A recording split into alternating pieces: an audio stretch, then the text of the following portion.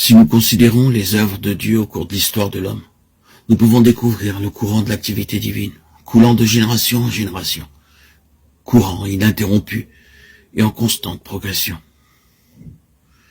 Il y a quelque temps, j'ai été profondément impressionné alors que je méditais sur des écrits de Wesley. Dieu a fait une œuvre tellement grande par le moyen de cet instrument qu'il est peu probable qu'elle puisse être égalée aujourd'hui. Cependant, un fait est certain, Dieu a progressé depuis l'époque de Wesley. Le courant de l'esprit va toujours de l'avant. Le courant de l'esprit va toujours de l'avant. Le courant spirituel est un courant qui s'élève et qui progresse. Il y a un principe que nous devons bien considérer. Si dans votre génération vous répondez aux exigences de Dieu, vous serez porté en avant dans le courant de son dessein. Mais au contraire, si vous accrochez au passé voulant qu'il refasse quelque chose qui, selon votre concept, est d'une grande valeur spirituelle, nous constaterons que nous nous sommes écartés du courant principal de son action.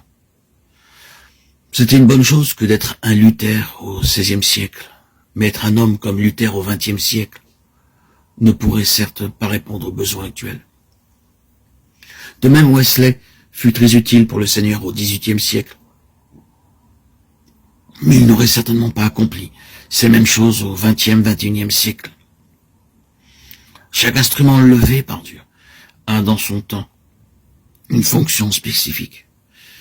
Et sa contribution au progrès de l'Église correspond exactement aux besoins précis de l'heure. Mais cet instrument ne pourrait servir à l'édification de l'Église pour l'amener à un stade plus avancé de son développement. Malheureusement, beaucoup ne discernent pas le courant vivifiant et en constante progression qui traverse toute l'histoire de l'Église. Nous avons dans ce XXIe siècle hérité des richesses des saints qui nous ont précédés et ont apporté leur contribution à l'édification de l'Église. Nous ne devons pas déprécier la grandeur de notre héritage, et nous ne pourrons jamais assez remercier le Seigneur pour ses acquis. Cependant, si nous essayons d'être aujourd'hui un Luther ou un Wesley, nous allons vers un échec complet. Nous serons en dessous du dessein de Dieu à l'égard de notre génération. Car nous rechercherons des choses du passé, alors que le courant de l'esprit coule vers l'avant. Dans la Bible, de la Genèse à l'Apocalypse, le mouvement de l'esprit va toujours de l'avant. Du début à la fin, nous découvrons la progression des œuvres de Dieu. Un jour, un frère me demanda la signification de l'épître aux Hébreux. Je lui ai demandé s'il avait remarqué des différences importantes entre ce livre et le livre des Actes. Dans le livre des Actes, la progression de l'activité divine se voit clairement, mais même à travers l'épître aux Hébreux, la révélation progresse, elle fait un pas de plus vers la manifestation du dessein de Dieu. La progression spirituelle dans le livre des Actes est manifeste et la manière d'avancer de l'esprit suit le programme clairement défini dans le premier chapitre. À Jérusalem, dans toute la Judée, dans la Samarie et jusqu'aux extrémités de la terre. Acte 1, 8.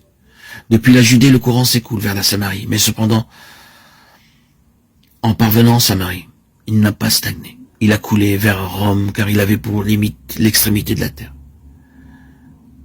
Bien que nous puissions voir la progression régulière du dessein divin à travers le livre des Actes, cependant à la fin de ce livre, nous constatons que le concept chrétien n'avait pas été entièrement clarifié. Mais lorsque nous lisons la lettre aux Hébreux, nous voyons que le chrétien avait émergé d'un stade transitoire et que le nouveau concept avait été parfaitement intégré. Dans les Actes, nous y voyons des juifs chrétiens. Ils se réunissent avec d'autres chrétiens hors du temple. Toutefois, ils vont encore au temple. Mais dans le livre aux Hébreux, nous constatons qu'il n'est plus fait mention d'un juif chrétien, mais simplement d'un chrétien tout court. Et qu'il ne se réunit plus désormais qu'à certains moments dans le temple. Il y a d'autres moments hors du temple.